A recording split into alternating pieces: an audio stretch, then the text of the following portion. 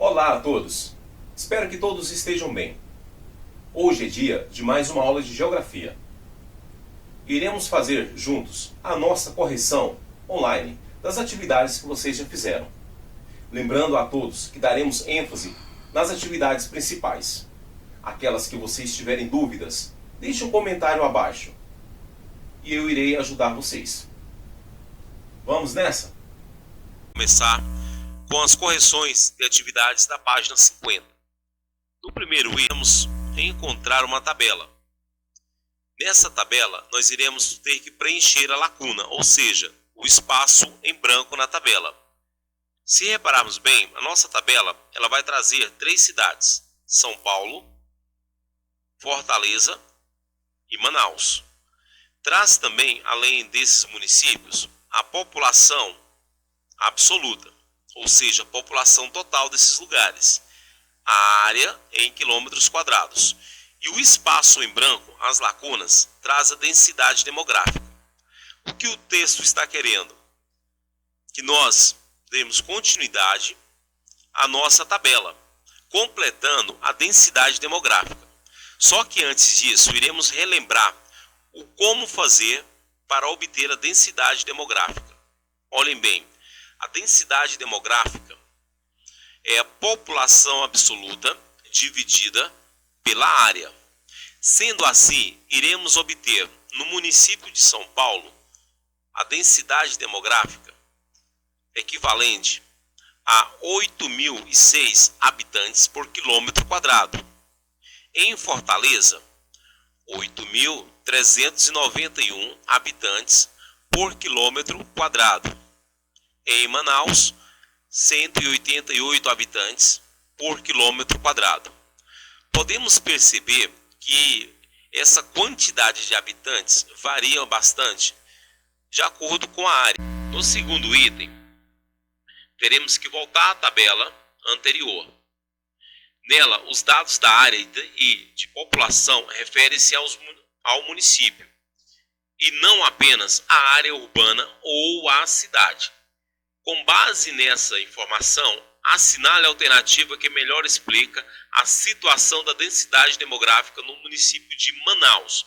Observem bem, iremos voltar a analisar principalmente o município de Manaus, somente Manaus agora. Lembrando que o município de Manaus tem uma densidade demográfica de 188 habitantes por quilômetro quadrado, que nós achamos. Percebemos na tabela anterior que o município de Manaus ele se torna muito grande, mas a zona urbana dessa localidade deve apresentar uma parcela pequena do seu território, definindo assim a nossa questão, tendo a letra A como resposta correta. Na página 53 agora. Acharam? Então vamos lá. O terceiro item. Sobre a administração das cidades, assinale V o que for verdadeiro e com F o que for falso. Letra A. No Brasil, é o poder municipal que define se cada parte do seu território é urbano ou rural. Lembrem bem, é o poder municipal? Sim. Quem define uma área urbana ou uma área rural é o poder municipal, eleito pelo povo. Então, ela é verdadeira. Letra B. O poder municipal não é responsável, olhem bem, não é responsável pela construção de infraestruturas nas áreas definidas como urbanas, apenas pela cobrança de imposto.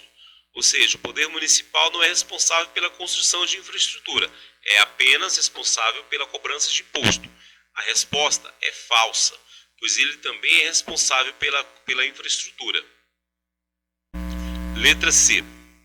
O calçamento das vias é importante nas cidades devido ao grande tráfego de automóveis, bicicletas e pedestres, mas ele traz problemas para o escoamento de água. Portanto, é necessário realizar obras para garantir que a água escoe adequadamente. Resposta correta. Então, a letra é a V. Nosso último item na letra D, A questão é a seguinte: gestão participativa e defesa na função social da cidade estão entre os princípios básicos do Estatuto da cidade. Muito fácil também. Letra V, verdadeira. Apenas um item errado, na letra B. Na página 57, iremos encontrar a questão invertida. Na questão invertida, só para relembrar, ela vai nos dar a resposta e nós iremos ter que construir a pergunta. A resposta que ela nos traz é a seguinte. Olhem bem embaixo. É provocada principalmente pela dificuldade no acesso aos imóveis urbanos devido às diferenças de preços que decorrem da especulação imobiliária, principalmente nas áreas mais bem servidas de infraestrutura. A pergunta mais coerente a essa resposta é a seguinte: qual é o principal fator que gera segregação socioespacial nas cidades? Relembrando, segregação socioespacial é aquela separação entre as pessoas mais ricas e mais pobres pelos imóveis. Olhe novamente a nossa resposta. É provocada principalmente pelas dificuldades de acesso aos imóveis. Ou seja, nem todos terão acesso a esses imóveis. Algumas pessoas, alguns habitantes terão dificuldade e não terão acesso aos imóveis. Ou seja, não terão a casa própria para morar. Isso vai gerar segregação socioespacial nas cidades. Na página 59, iremos começar com o item 4, onde a pergunta é a seguinte: por que a valorização do uso do modelo cicloviário pode ser considerado como uma alternativa socioambiental para as cidades? É muito simples de se compreender, pois o modelo cicloviário é o que menos polui. Estamos falando de uma alternativa ambiental. Quando se trata de meio ambiente, temos que lembrar também da poluição. E entre todos os modelos de transporte que nós temos, aquele que não polui é a bicicleta. Então a nossa resposta ela vai ficar da seguinte forma: porque o uso frequente de bicicletas em substituição aos automóveis reduz a emissão de poluentes. O quinto item, a questão é a seguinte: cite outra alternativa para a mobilidade urbana, além do investimento em ciclovias, para promover a redução da frota de veículos e dos congestionamentos nas grandes cidades. O quinto item traz a seguinte pergunta: cite outra alternativa, olhem bem, para a mobilidade urbana, além do investimento em ciclovias, para promover a redução da frota de veículos e dos congestionamentos nas grandes cidades. Tem uma maneira simples para resolver este problema. É o transporte de pessoas em grande quantidade. Entre eles, nós iremos encontrar ônibus, o trem e o metrô. São sistemas de transporte que transportam vários passageiros ao mesmo tempo. Ou seja, não vai deixar de haver o impacto ambiental. Só que esse impacto ele será provocado de maneira a afetar menos o meio ambiente. Na página 61, a primeira questão é uma alternativa. Uma das formas de se reconhecer uma área urbana em seu sentido pleno é avaliar sua infraestrutura. Sobre isso, assinale a alternativa correta, ou seja, sobre a infraestrutura da cidade. Nós podemos dizer que a pavimentação das ruas torna também necessária a construção do sistema de drenagem das águas pluviais, uma vez que aumenta a impermeabilização do solo. Olhem bem o que nós temos aqui na letra B. Ao pavimentar, ao construir asfaltos, pavimentando as vias, as ruas das cidades, gera um certo problema: a impermeabilização do solo, que poderá provocar inundações em períodos de chuvas, principalmente nos grandes centros.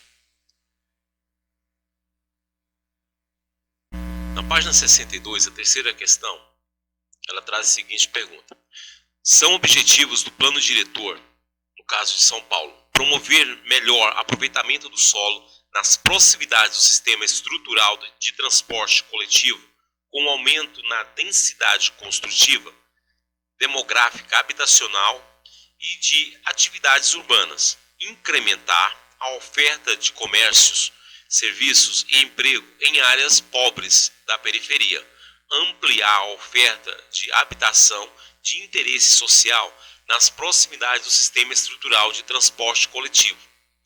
Sobre o enunciado acima, é correto afirmar que tais medidas visam as medidas tomadas pelo Plano Diretor em São Paulo. Elas visam, na verdade, inibir a verticalização em áreas próximas às vias de circulação e nas periferias. O que seria essa inibição? Seria proibir, de certa forma, ou criar métodos para que se diminua o crescimento vertical da cidade em áreas mais afastadas do centro. Ou seja, em vez de construir prédios, que se construa casas, residências. Sendo assim, a resposta correta está na letra B. Ainda na página 62, o quarto item, nós iremos ter uma pequena leitura do trecho de uma música, Saudosa Maloca, escrita por Adoniran Barbosa. A letra da música, respeitando a licença poética, retrata um fenômeno urbano presente nas grandes cidades. Que fenômeno é esse? Iremos perceber na letra E, a especulação imobiliária, pois alguns proprietários acumulam imóveis para utilizá-los futuramente, seja para construir ou para vender. O que é especulação imobiliária? A especulação imobiliária é uma forma de propaganda, é uma maneira errada que se tem de conseguir imóveis a preços baratos e depois vendê-los a um preço muito maior. É considerado errado essa forma de negócio, pois ela vai dificultar o acesso de pessoas mais pobres e mais humildes a esses imóveis, facilitando apenas o comércio entre as pessoas de maior poder aquisitivo.